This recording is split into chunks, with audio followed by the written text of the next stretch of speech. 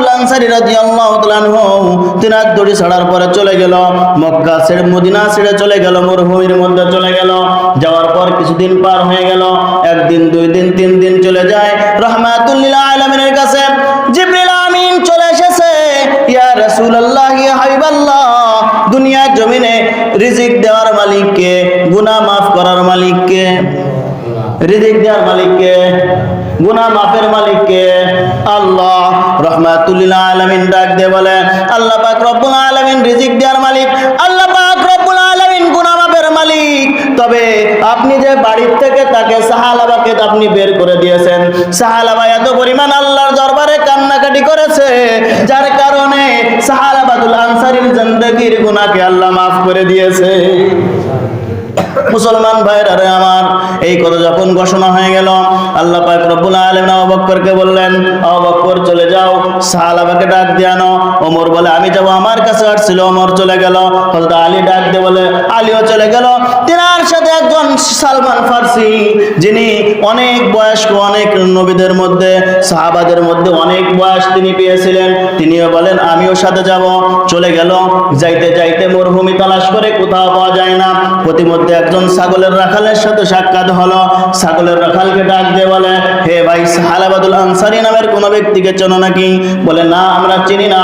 তবে প্রতিমধ্যে রাত যখন ঘনিয়ে আসে, পশু পাখি ঘুমিয়ে পড়ে, বাড়ির মাসুম বাচ্চারা ঘুমিয়ে পড়ে, মা বোনেরা ঘুমিয়ে পড়ে, তবে পাহাড়ের মধ্যে একজন কান্নাকাটি করে, কাঁদে আর বলে, প্রভু তাকাইয়া দেখো, দুনিয়ার জমিনে কোনো পশু পাখি জীবিত নাই, সবাই ঘুমিয়ে পড়েছে, মানুষগুলি ঘুমিয়ে পড়েছে, পশু পাখি ঘুমিয়ে পড়েছে। আল্লাহ, তুমি তাকিয়ে দেখো, তোমার একজন নাফরমান বান্দা জিন্দেগিতে এত পরিমাণ একটা গুনাহ করেছে। আল্লাহ, রাহমাতুল লিল আলামিনের কাছে গিয়েছিলাম, ক্ষমা করে নাই। আবু বকরের কাছে গিয়েছিলাম, ওমরের কাছে গিয়েছিলাম, হযরত আলীর কাছে গিয়েছিলাম, সবাই আমাকে তাড়িয়ে দিয়েছে। আল্লাহ, এর থেকে তো বড় রহমানুর রহিম তুমি। আল্লাহ, বাড়ির মধ্যে যদি সন্তান যদি মায়ের কাছে কোনো অপরাধ করে, মা তাকে মাফ করে, বাবা যদিও বাড়ি থেকে বের করে দেয়, ভাইরা যদি অপকর্মের কারণে বাড়ি থেকে বের করে দেয়, যখন রাত্র ঘনিয়ে আসে, রাত্র ঘনিয়ে আসার পর দেখা যায় মা পিছনের দরজা খুলে রাখে, আমার সোনামণি ঘরেতে আসবে। যদিও রাগ বাবা করেছে, ভাইরা যদিও রাগ করেছে, কিন্তু মা, সেই মা ঘুমায় না, পিছনের দরজা খুলে থাকে অথবা কানটাকে সজাগ রাখে, কোন সময় আমার সন্তান আসবে, এভাবে সজাগ থাকে কি থাকে না? সন্তান যদি ঢাকা থেকে রওনা দেয়, রাত হয়ে যায়, মা কিন্তু ঘুমায় না, মায়ের পেটের মধ্যে এক মুঠ ভাত যায় না, চিন্তা থাকে আমার আব্দুর রহমান অনেক রাত্রে বাড়িতে আসবে, একসাথে খাবার খাবো।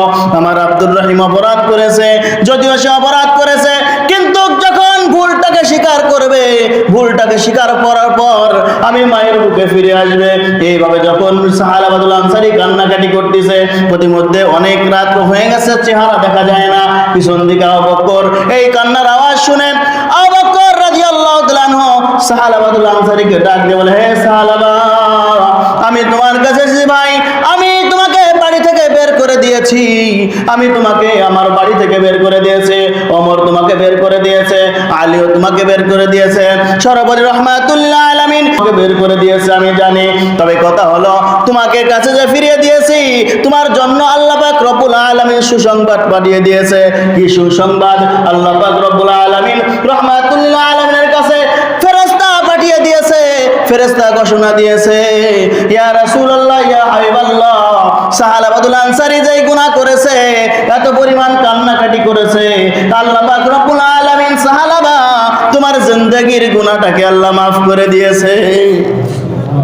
রাত অনেক হয়ে গেছে, সাহালাবাতুল আনসারী রাদিয়াল্লাহু তাআলা আনহুকে নিয়ে আসছেন। আসার মধ্যে রাত্র ঘনিয়ে ফজরের সময় চলে এসেছে। মসজিদের মধ্যে রাহমাতুল লিল আলামিন নামাজ পড়াচ্ছেন, মসজিদের মধ্যে নামাজ পড়াচ্ছেন, মসজিদ নববীর মধ্যে রাহমাতুল লিল আলামিন সূরা তাকাসুর ধরেছে, ওর পাশে সাহালাবা দাঁড়িয়েছে। যখন আল হাকুমুত তাকাসুর পড়তেছেন, সূরা পড়তেছেন, সূরার মধ্যে সাহালাবাতুল আনসারী রাদিয়াল্লাহু তাআলা আনহু এত বিকট আওয়াজ দিয়েছে যে মসজিদ পর্যন্ত কম্পন সৃষ্টি হয়ে গেছে, সাহাবায়ে কেরামদের মনের মধ্যে কম্পন সৃষ্টি হয়ে গেছে।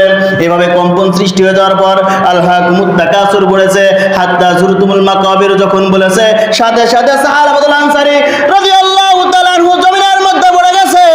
নামাজ শেষ হয়ে গেছে। সালমান ফার্সিকে রহমাতুল্লাহ আলাইহি ডাক দিলে, সালমান ফার্সি যাও পানি নিয়ে এসো। পানি নিয়ে এসে সাহালাবার মাথার উপরে পানি দাও, নাকে মুখে পানি দাও, দেখো হুশ আসে কিনা। সাহালাবাদুল আনসারী যখন জমিনের মধ্যে পড়ে গিয়েছে, সাইদ রাদিয়াল্লাহু তাআলা আনহু দেখেন জমিনের মধ্যে পড়ে গিয়েছে।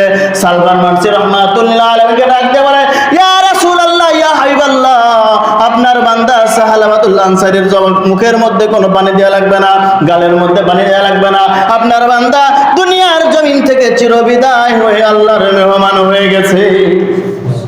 সাহালাবাদুল আনসারী তিনার মেয়ে বলছিল যে আমি বাবাকে বাবা বলে মেনে নিয়ে নেব না, আল্লাহ মাফ করো না করা পর্যন্ত।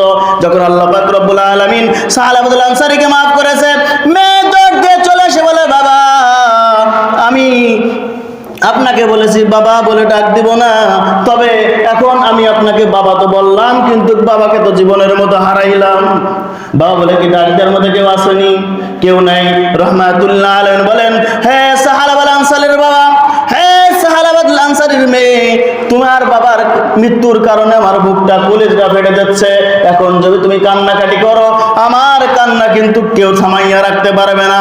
হে সাহালাবার মেয়ে, তোমাকে আমি বলে দিলাম, যতদিন তুমি এই দুনিয়াতে বেঁচে থাকো আমাকে তুমি বাবা বলে ডাক দিবে। মুসলমান ভাইরা আমার নামাজের ব্যবস্থা হয়ে গেল। যখন জানাজা হয়ে গেল, রহমাতুল্লাহ আলামিনের পায়ের দিকে তাকাইয়া দেখে পাটা উঁচু করে নগের উপর ভর দিয়ে সামনের দিকে যাচ্ছে। কাফন দাফন হয়ে গেল। কাফন দাফন শেষ হয়ে যাওয়ার পরে রহমাতুল্লাহ আলামিনকে জিজ্ঞাসা করলেন, ইয়া রাসূলুল্লাহ, ইয়া হাবিবাল্লাহ, কারণটা কি? এভাবে আপনি হাঁটলেন কেন? জায়গার তো কোনো কমতি ছিল না। রহমাতুল্লাহ আলামিন সাহাবা একরামদেরকে ডাক দিয়ে বললেন, হে সাহাবা একরাম, আমি দেখতে পেলাম, রহমাতুল্লাহ আলামিন আমি দেখতে পেলাম আল্লাহর দরবারে মাপ চাইয়া জান্নাতের মেহমান হয়েছে সাহালাবা।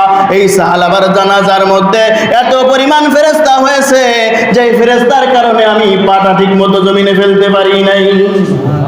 তলি কেন মাফ করেছিল? এজন্যই আল্লাহ বলছে, তুবু ইলাল্লাহি তাওবাতান নাসুহা।